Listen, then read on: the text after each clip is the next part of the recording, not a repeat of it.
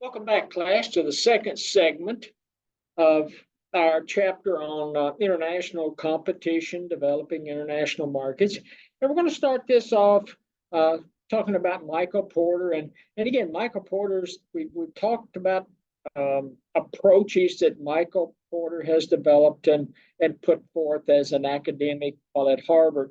And while you may not agree with um, all of the information that he provides or all of the factors or parameters contained in those strategies, they do at least provide an infrastructure for company executives to use as they're trying to develop their strategic plan and trying to ensure that they're are have that competitive slash comparative advantage in the world of business. So, and for this one, we're talking about determinants of national advantage, and they've coined it the diamond model.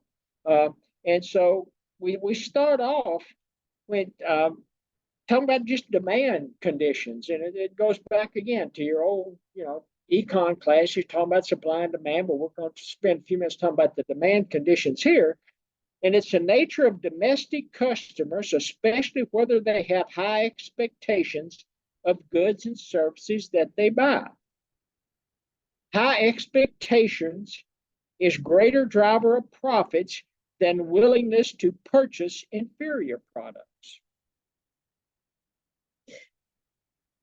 If you stop and think about your purchasing patterns, think about the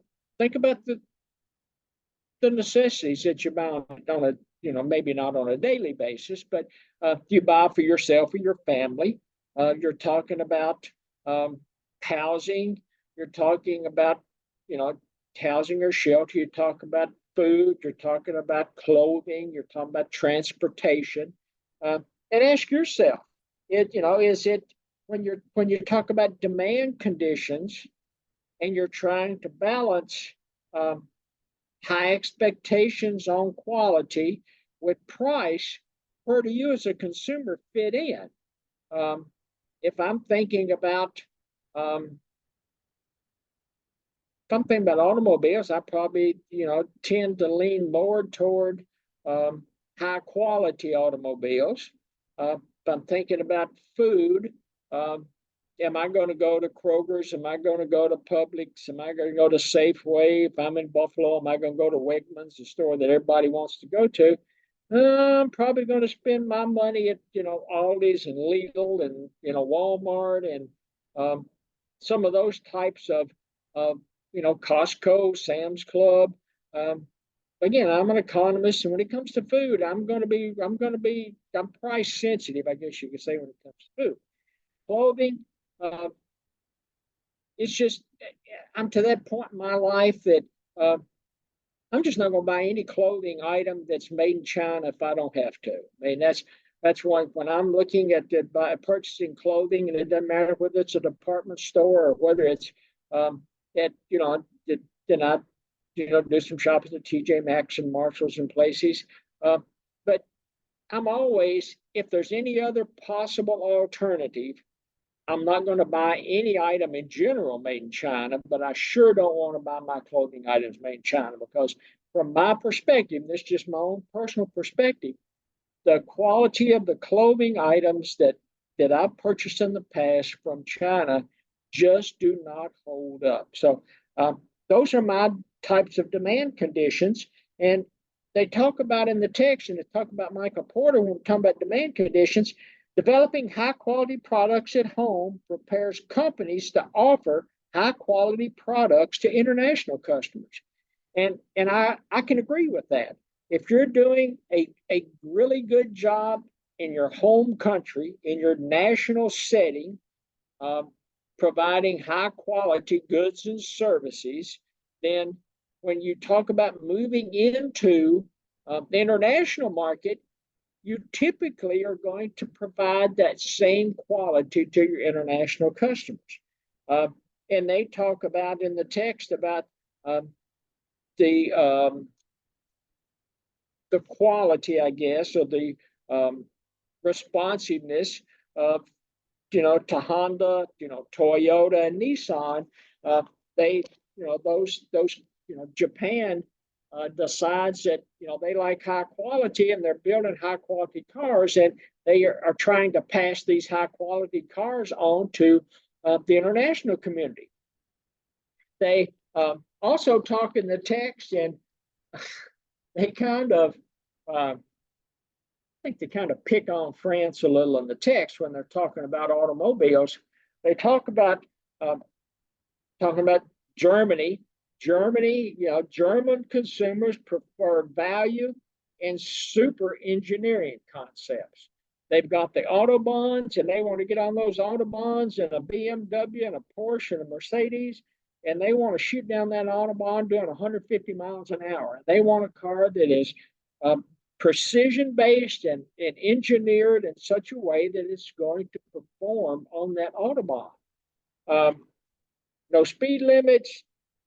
That's just, if you've ever tried to drive it in Germany, you can be driving down, the Autobahn at 100 miles an hour, and there's some guy on your bumper flashing his lights, telling you to get out of the way, and you move over, and he passes you like you're just sitting still.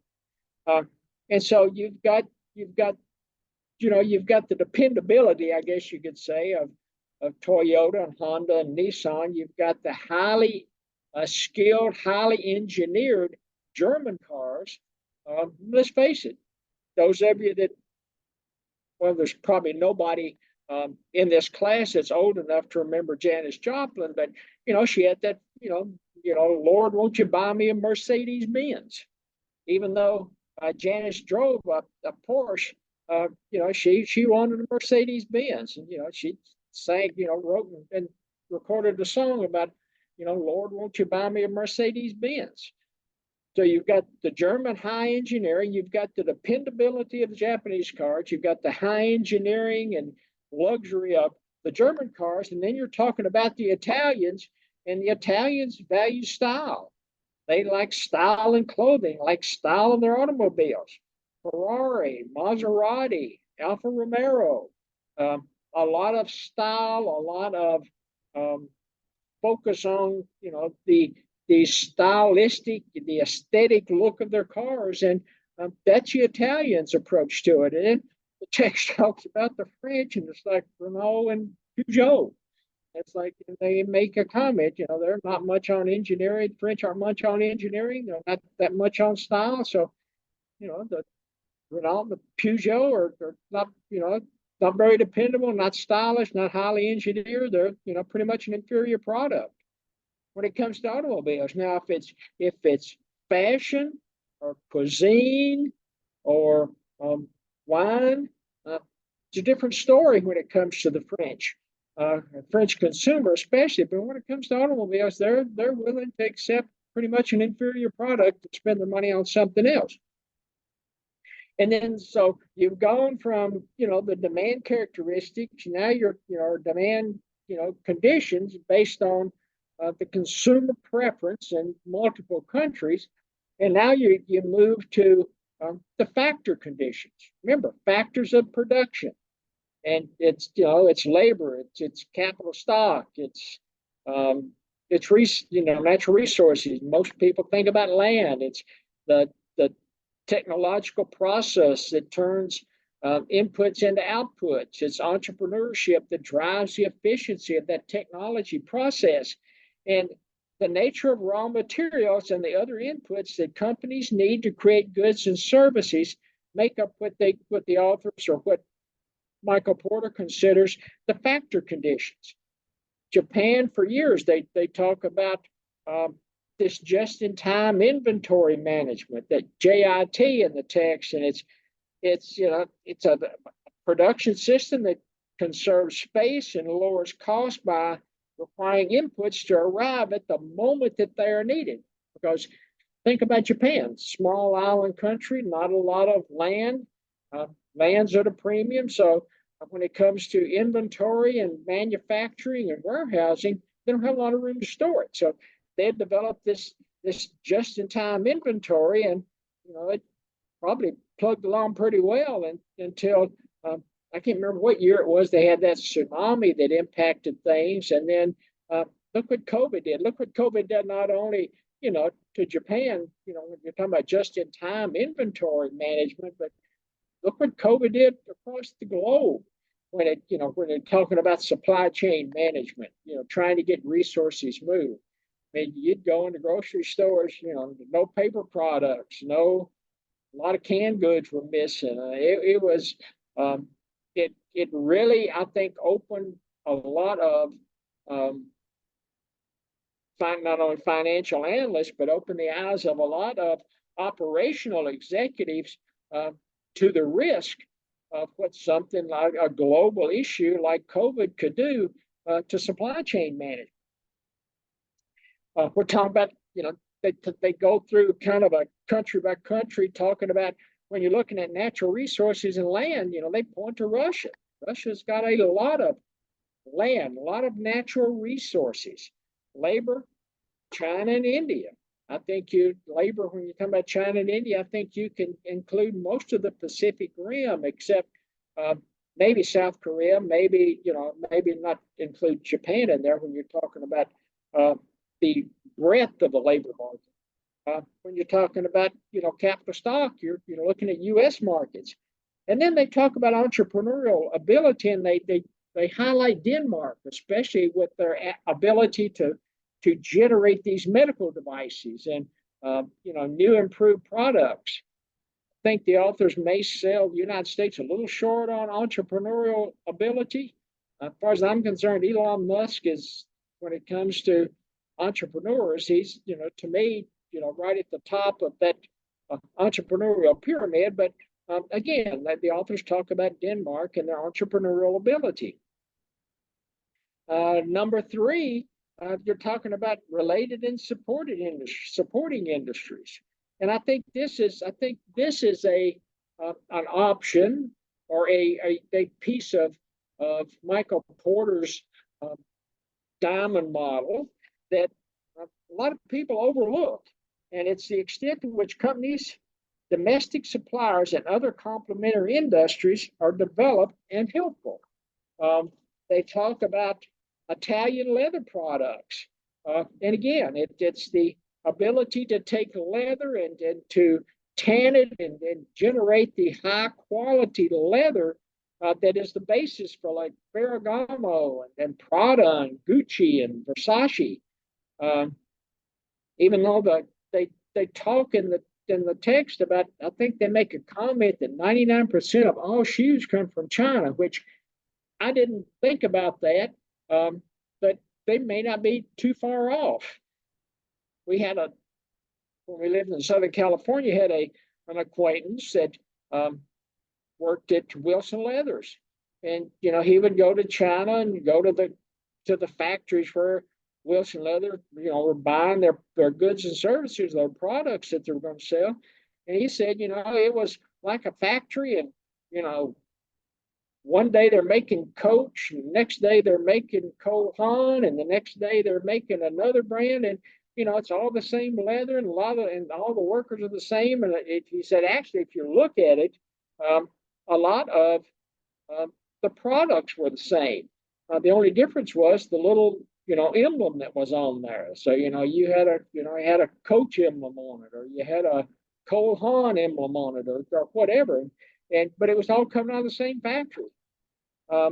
You've got Italian leather products, again, Italians like style. In South Korea, you've got Kia and Hyundai, and they're utilizing Samsung and LG, which electronic providers there in South Korea. Japan, it's Honda, Nissan, Toyota, and their electronic supplies come from where? Come from Sony. So it's a related product there. And in the Japanese market, United States, you're talking about agriculture, talking about steel, you're talking about pharmaceuticals because of the number of university-based hospitals and teaching and research and the ability to drive pharma products. And they also talk about, in the United States, competitive spirit in sports, driving financial markets, the performing arts in schools and movies and entertainment here in the United States. So every country their claim to fame, and a lot of that claim to fame is driven by these related companies or related companies that generate these products. Number 4 on the diamond model, we're talking about company strategy, structure, and rivalry. How challenging is it for a company to survive domestic competition? So now we're talking about how is your remember we've talked about mission and vision and culture, and now they're talking about company strategy and structure and ability to withstand rivalry in a domestic market. They talked about Olympic team competitions, and when you're talking about preparing for the Olympic teams, I mean, the United States, for the most part, doesn't do as well in the Winter Olympics as a lot of your Scandinavian countries do, or a lot of your Western European countries do. We just don't have that much of the snow facility here in the United States. Also think about that year they made, and I can't remember which Summer Olympics it occurred in, but you had the Jamaican bobsled team. I think they even made a comedy out of that one, but for the guys on the Jamaican bobsled team, probably difficult for them to practice. Companies that survive intense rivalries at home seem to facilitate their success in the international markets. They are fearsome international players. Japan, South Korea, when it comes to automobiles, extremely competitive markets at home or competitive domestic markets, and it does very well in setting them up for success in the international markets. Lack of domestic competition may drive domestic profits, but may not position a company for success in the international markets. Go back to France. You're talking about Peugeot. So they are willing to accept inferior automobile products, but it doesn't position. It may be okay for them at home, and it may be profitable for them at home, but it doesn't position themselves very well when it comes to international markets. Now, if you think about the wine industry, extremely competitive in France. You think about culinary arts, extremely competitive in France, and it probably positions them well if they want to expand in foreign markets. But French automobile makers, not a lot of competition, and it's just not going to position them that well. The issues with just lack of domestic competition, there's a lack of creativity and innovation. There's no desire to try to stimulate creativity and innovation. There's a lack of infrastructure and cost containment, vulnerable to foreign manufacturers entering a domestic market. And I think that's probably what's happened when it comes to French automobile industry. If you want a really highly engineered car, you get you a German-made car. If you want something of style, you buy something automobile from Italy. If you want something that's reliable, you buy a Japanese car. You can actually, I don't want to say a large number, but you do see some American-made cars on the French countryside. And then they point out some things that goods and services, I guess I'll say, that you see when it comes to kind of identifying themselves as world leaders. And they talk about Cuban cigars. For a long time in the United States, they were illegal to export. And you had people here in the United States, they were buying these Cuban cigars on the black market, or you could go to Europe and buy your Cuban cigars. I can remember going into a cigar store in London, and you could get any kind of Cuban cigar you wanted. Persian rugs, Belgian chocolates. Competition is extremely competitive when it comes to Belgian chocolates on a domestic market, and it positions themselves extremely well when it comes to selling Belgian chocolates on the international market. German beer. I don't know how many varieties. They may have actually mentioned the number of varieties in the text, but a lot of competition in German beer. U.S. movies. Think of all competition in U.S. movies. And then Japanese electronics, again, highly competitive in that domestic market. And at this point, the text kind of it starts to move or starts to shift from Michael Porter's diamond model, and it starts to talk about types of international strategies.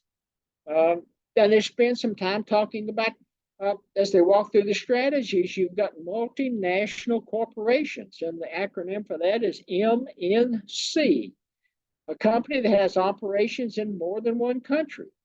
They're major players in the international arena. And they point out Kia and Walmart. Both have done very well when it comes to international arena. You must, when it comes to being a player in the international arena, you must choose an international strategy to span various countries. And that strategy is kind of based on, do you base it on customer preference or do you base it on market conditions? And those are two different approaches. And if you go to page 231, they do a really good job. The authors have got a little 2x2 there that I think everybody ought to take a look at because it does a really good job of explaining the multinational cultural strategy. Because do you build efficiencies or do you build responsiveness? Is it either or is it some kind of a hybrid? And again, there's three different strategies and they're outlined on page 231 in the text. And the first one is a multi-domestic strategy. And to sacrifice efficiency in favor of responsiveness to varying preferences across countries. Response to local requirements rather than forcing US-based products across all nations. They talked about MTV and the way they structure their programming to take into account the multi-domestic strategies. I think they talked about Heinz ketchup, and I said they had a Heinz ketchup with can't remember what the additive had. Can't remember what the additive was, but they talked about Heinz ketchup and their ability to alter the formulation of Heinz ketchup depending on the domestic country that they were trying to market the ketchup in. It may have been ketchup for the Indian domestic market because it had curry in it. Maybe that was it. But they pointed out MTV and Heinz ketchup is one of those companies that focused on this multi-domestic strategy. They were willing to give up efficiency to focus on responsiveness to domestic markets. Then you've got a global strategy. That's first. Global strategy is the second one. To sacrifice responsiveness to local preferences in favor of efficiency. It's a complete opposite of the multi-domestic strategy. So think about that.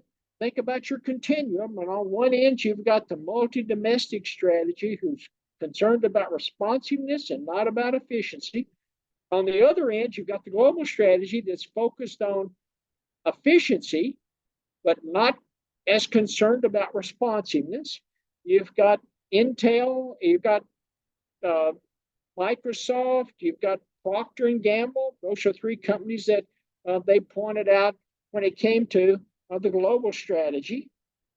And they're focused on, when they're focused on efficiencies, they're focused on economies of scale by offering essentially the same products across all markets. And again, when you're focusing on and being driven by economies of scale, that long run average cost curve is coming out because you're supplying more and more units. You're spreading that fixed cost across more and more units. And the third one was transactional strategy. It involves balancing the desire for efficiency with the need to adjust to varying preferences across countries. They're trying to seek a middle ground.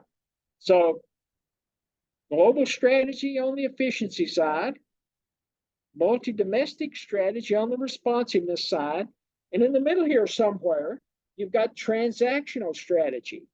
And depending on which of these options a company executive tries to attain or selects is going to be a balancing act between revenues and costs on the profit function because all company executives are trying to maximize profits. And I guess on the transactional strategy, they talked about McDonald's, they talked about KFC, how they were kind of trying to balance that fine line between efficiency and response, and you're trying to seek that middle ground. They've both done really well in international markets. You talk about um, the minimum level drinking age, the MLDA in Europe, it's 16 to 18. So you're going to market wines in Europe or beer in Europe to a consuming population with a lower minimum drinking age. And so you've got all companies, again, trying to find that strategy or trying to find that international competitive option that's going to best suit their company structure, their infrastructure, their culture, their mission, and something more importantly that's going to drive profits going forward. And again, go back to, did I say that page? Did I say 322 or 231?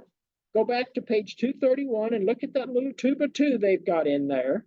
And they actually talk about when you're looking at high efficiency and low responsiveness, talking about the global strategy, they used Tabasco as their bell cow on that one. Tabasco sauce is Tabasco sauce. Sell it globally. They're going to generate high efficiency, going to drive that long run average cost curve, and they're not going to care about the responsiveness. If you're talking about multi domestic strategy, they were talking about Heinz ketchup. And if you're talking about the transactional strategy somewhere in between, they use Nestle's as their bell cow. So different strategies. Michael Porter's diamond model on how to function in the international market, and then they give you some options kind of down toward the tail end of that discourse on if you're thinking about getting at that international market. Here's how do you balance between efficiency and responsiveness to drive and maximize that profit function. We're going to stop there, and we're going to come back, and I think we're going to finish up with options for competing in international markets. Talk to everybody in a few minutes.